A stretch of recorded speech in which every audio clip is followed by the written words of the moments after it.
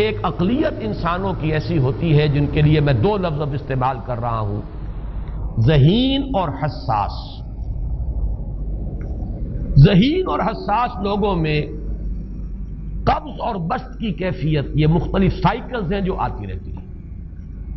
کبھی طبیعت میں پشمردگی ہے، دل بجھا ہوا سا ہے، کچھ نا امیدی سی ہے، خود اپنے اوپر اعتماد کی کمی محسوس ہو رہی ہے، مجھ میں صلاحیت نہیں ہے، میں کچھ نہیں کر سکتا، اب تک جو کچھ کیا اس کا بھی ہے، امنگ بھی ہے، امید بھی ہے، روشن پہلو نظر آ رہے ہیں۔ قبض کی کیفیت میں تاریک پہلو نظر آتے ہیں، مایوسی کے پہلو نظر آتے ہیں، پیسیمزم کی کیفیت، اور یہ جو بسط کی کیفیت ہے اس میں روشن پہلو۔ دیکھو یہ بھی تو ہے نا، آخر یہ بھی تو ہوا ہے، اور بھی ہو سکتا ہے، آخر اب تک میں نے یہ کام بھی تو کر لیا، آگے بھی مشکل آسان ہو سکتی ہے۔ یہ دو کیفیات ہیں قبض اور بسط کی، جن کو کہ صوفیاء کرام نے یہ اصطلاحات، یہ عنوان دیے، قبض اور بسط۔ جتنی انسان کے اندر حساسیت کی کیفیت زیادہ ہوگی، ذہانت زیادہ ہوگی، اتنا ہی یہ جو ویوز ہیں اس کی ایمپلیٹیوڈ زیادہ ہوتی ہے۔ کم ذہین انسان ہے، کم حساس ہے، آئیں گے تو صحیح ہے، لیکن یہ کہ وہ ویو جو ہے اس کا ایمپلیٹیوڈ جو ہے اس کے اندر اوپر اور نیچے کی کیفیت زیادہ نہیں ہوگی۔ لیکن جتنا یہ معاملہ بڑھتا ہے، یہ جو ویو ہے اس کی ایمپلیٹیوڈ بڑھتا چلا جاتا ہے۔ لیکن نارمل انسان کا معاملہ یہ ہے کہ یہ حدود کے اندر رہے، اسی کی ایک کیفیت جو ہے اب نارمل جب ہو جاتا ہے، یہی ہے جو جدید ہماری جو سائیکولوجیکل میڈیسن ہے اس میں اسے مینیکس ڈپریسو سائیکوسس کہا جاتا ہے۔ مایوسی ہوئی تو اتنی ہوئی کہ جیسے کمر ٹوٹ کر رہ گئی، اور اسی ڈپریشن میں ہوتی ہیں خودکشیاں، خودکشی کر جاتا ہے ڈپریشن۔ کچھ روشن پہلو نظر ہی نہیں آ رہا، کوئی امید کا پہلو نظر ہی نہیں آ رہا، کوئی صورت نظر نہیں آتی، کوئی امید بر نہیں آتی، کس طرف جاؤں، کدھر دیکھوں، کسے آواز دوں، اے ہجوم نامرادی دل بہت گھبرائے ہے۔ اور جب آدمی محسوس کرتا I can't face these realities، یہ commits suicide۔ یہ اور جب کیفیت ہوتی ہے انشراح کی تو آدمی خوب بھاگ رہا ہے، دوڑ رہا ہے، امنگ ہے، محنت ہے، دوڑ رہا ہے، امیدیں ہیں، اب ہر چیز کا روشن پہلو نظر آ رہا ہے۔ عجیب ہے یہ۔ اصل میں مجھے کچھ تجربہ بھی ہوا ہے، ہمارے خاندان میں بھی یہ مرض موجود رہا۔ میرے والد مرحوم کافی طویل عرصے اس مینیک ڈپریسو سائیکوسس کے مریض رہے۔ کچھ ہوتا ہے یہ معاملہ، ویسے بھی شاید ہمارا خاندان جو ہے اس کیٹیگری میں آتا ہے جس میں ذہانت نسبتاً کچھ زیادہ ہے، حساسیت بھی نسبتاً کچھ زیادہ ہے۔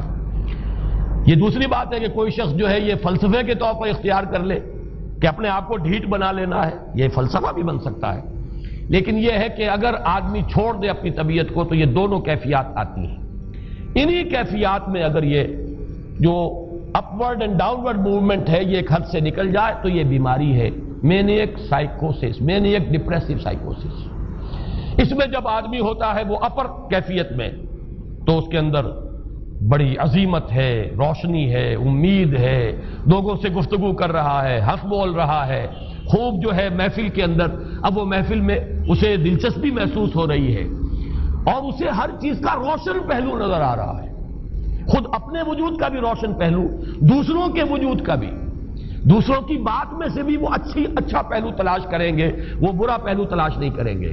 جب دوسری کیفیت ہے ڈپریشن کی، ہر ایک کی بات میں کوئی برائی نظر آئے گی، کوئی اس کی نیت کا فطور ہے، کوئی فساد ہے، کوئی یہ جو ہے بدنیتی کے ساتھ یہ بات کر رہا ہے، کوئی خیر کہیں ہے ہی نہیں، برائی ہی برائی ہے، مایوسی ہی مایوسی ہے، بدلی ہی بدلی۔ یہ ہے در حقیقت وہ کیفیت، اس کو غالب نے بہترین انداز میں تعبیر کیا ہے۔ ذہین اور حساس انسانوں میں ان کی جو ترقی ہے وہ انہی مراحل سے ہو کر گزرتی ہے، اور ہر ڈپریشن کے بعد، ڈپریشن میں اس سینس میں استعمال نہیں کر رہا یعنی بیماری کی حد تک پہنچنے والی ڈپریشن نہیں، صرف قبض کی حد تک پہنچنے والا معاملہ۔ ہر قبض کے بعد جب بسط آتا ہے تو آگے ترقی ہوتی ہے، جس کو آپ کہتے ہیں بائی لیپس اینڈ باؤنڈس، آدمی جو ہے چھلانگ لگاتا ہے، گویا کہ ایک درجہ جو پہلے تھا اس سے آگے درجہ انسان کا جو ہے اس سے بلند تر پوزیشن پر انسان پہنچتا ہے. ہر قبض کے بعد جو نیا بست آتا ہے وہ ایک نئی کیفیت، نئی شان، نئی بلندی، نئی رفعت لے کر آتا ہے. اس کو غالب نے تعبیر کیا ہے بہت خوبصورت انداز ہے. رکتی ہے میری طبع تو ہوتی ہے رواں اور.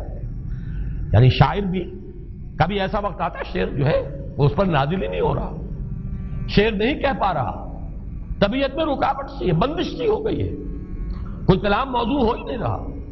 لیکن پھر جب یہ کیفیت جو ہے بدلتی ہے اور جب پھر بست کی کیفیت آتی ہے، رکتی ہے میری طبع تو ہوتی ہے رواں اور، پھر اس کے اندر ایک جولانی نئی ایک کیفیت جو ہے انشراح کی، وہ ایک بالکل نئی کیفیت، نئی شان کے ساتھ. یہ ہے وہ معاملہ جو ان آیات مبارکہ کے پس منظر میں ہے. اسی لیے اب میں آپ کو اس کا حوالہ دے رہا ہوں. تفسیر مظہری میں قاضی ثناء اللہ پانی پتی رحمۃ اللہ علیہ نے بہت عمدہ بات فرمائی ہے کہ حالت قبض اگر کسی شخص پر طاری ہو تو اس حال میں اکسیر کا درجہ رکھتی ہے یہ سورہ مبارکہ، اس لیے کہ یہ نازل ہوئی ہے محمد الرسول اللہ صلی اللہ علیہ وسلم پر اسی حالت قبض میں. وَالضُّحَىٰ وَاللَّيْلِ إِذَا سَجَىٰ مَا وَدَّعَكَ رَبُّكَ وَمَا قَلَىٰ وَلَلْآخِرَةُ خَيْرٌ لَكَ مِنَ الْأُولَىٰ وَلَسَوْفَ يُعْطِيكَ رَبُّكَ فَتَرْضَىٰ أَلَمْ يَجِدْكَ يَتِيمًا فَآوَىٰ وَوَجَدَكَ ضَالًّا فَهَدَىٰ وَوَجَدَكَ عَائِلًا فَأَغْنَىٰ. یہ تمام آیات اب معلوم ہوگا کہ جیسے موتی پروئے ہوئے. ایک لفظ قبض، اب اس میں جو بھی واقعاتی اور جو میں نے آپ کو روایاتی جو بھی پس منظر بیان کیا وہ بھی فٹ بیٹھ رہا ہے. وہ خودکشی کا معاملہ بھی آ گیا، اس میں فٹ بیٹھ رہا ہے کہ بخاری شریف میں روایت موجود ہے کہ حضور فرماتے ہیں کہ میری طبیعت پر اس درجے اضطراب تھا، اتنی کیفیت جو ہے میری تشویش کی تھی کہ میرے دل میں بار بار خیال آتا تھا کہ پہاڑ پر چڑھ کر اپنے آپ کو نیچے گرا دوں. یہ سارے معاملات اب آپ کو محسوس ہوگا جیسے تمام کڑیاں جو ہے وہ جڑ گئی، جیسے رات کو اب آپ اٹھ نہیں پا رہے، اضمحلال ہے، اعصابی جو ہے اعصاب اس درجے متاثر ہو چکے ہیں. صرف یہ ایک احساسات کی کیفیت نہیں ہے، آپ کی قوت فعلی جو ہے، قوت عملی، وہ بھی اس درجے متاثر ہو چکی ہے کہ کئی راتیں گزر گئی اور آپ رات کو نہیں اٹھ سکے، جس پر کہ ام جمیل کو یہ کہنے کا موقع مل گیا کہ معلوم ہوتا ہے محمد تمہارا شیطان تمہیں چھوڑ گیا. اب یہ جملہ اپنی جگہ پر اس کی کاٹ ہے یقیناً، اس سے یضیق صدرک بما یقولون، لیکن وہ کیفیت جس کی وجہ سے یہ جملہ آیا ہے اس پر نگاہ دوڑائیے، اس پر نگاہ کو مرکوز کریں گے تو معلوم ہوگا ایک لفظ قبض، یہ قبض کی ایک کیفیت تھی. اس قبضی کی کیفیت کا ایک مظہر یہ ہے کیونکہ یہ بھی تو در حقیقت قلب مبارک جو ہے محمد الرسول اللہ صلی اللہ علیہ وسلم کا، اسی پر تو وحی کا نزول ہوتا تھا. یہ بھی وہی داخلی احساسات و کیفیات کا معاملہ ہے، یہی بھی در حقیقت یہ واردات قلبیہ ہی کا سارا معاملہ ہے. اس کو آپ خارج سے تعبیر نہیں کر سکتے، نہ ابھی کوئی ایسے مصائب تھے، نہ ایسی کوئی مشکلات تھیں، نہ ابھی کوئی رد و قضا ایسی شروع ہوئی، نہ ابھی کوئی بحث و نزاع کا معاملہ ایسا ہوا، نہ کوئی ابھی کوئی فزیکل پرسیکیوشن شروع ہوئی. یہ سب داخلی ہی کیفیات ہیں، اور ان داخلی کیفیات کے حوالے سے ان سورہ مبارکہ کو اگر صحیح سمجھا ہے تو صوفیہ نے سمجھا. وہ جو اقبال کا شعر ہے کہ کچھ جو سمجھا میرے شکوے کو تو رضواں سمجھا، مجھ کو جنت سے نکالا ہوا انسان سمجھا. اور کون سمجھے گا؟ وہ تو سمجھے گا کہ دکھے ہوئے وہ دل کی صدا ہے، وہ کیا ہے جو اقبال کی وہ ایک نظم ہے پرندے کی فریاد، گانا اسے سمجھ کر خوش ہونا سننے والے. یہ تو در حقیقت ایک دکھے ہوئے دل کی صدا، فریاد یہ صدا ہے. تو یہ کیفیت جو ہے رضوان سمجھ سکا ہے جو کہ داروغہ جنت ہے، اس نے سمجھا یہ وہی آدم جو نکالا گیا تھا یہاں سے، یہ اس کی فریاد ہے. کچھ جو سمجھا میرے شکوے کو تو رضواں سمجھا، مجھ کو جنت سے نکالا ہوا انسان سمجھا.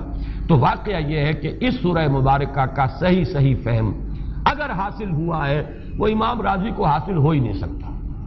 وہ عقل اور منطق کی گتھیاں سلجھانے والے آدمی ہیں، اپنی جگہ ان کی کنٹریبیوشن بہت. یہ لغت اور ادب کا کوئی خاص مسئلہ اس میں ہے ہی نہیں کہ زمخشری اس میں کوئی جولانی دکھائیں اپنی، اس میں کوئی ایسا اشکال ہے ہی نہیں، نحوی اشکال ہی نہیں. لیکن یہ واردات قلبیہ کا معاملہ ہے، احساسات باطنی کا معاملہ ہے، یہ نفسیات انسانی کا معاملہ ہے. اور اس کو وہی سمجھ سکتے ہیں کہ جو ماہرین علم نفس ہیں، اور وہ ہیں صوفیاء کرام ہمارے ہاں، جن کا وہ ذوق ہے، باطنی کیفیات و احساسات جن کا موضوع ہے کہ یہ در حقیقت حالت قبض کی کیفیت ہے.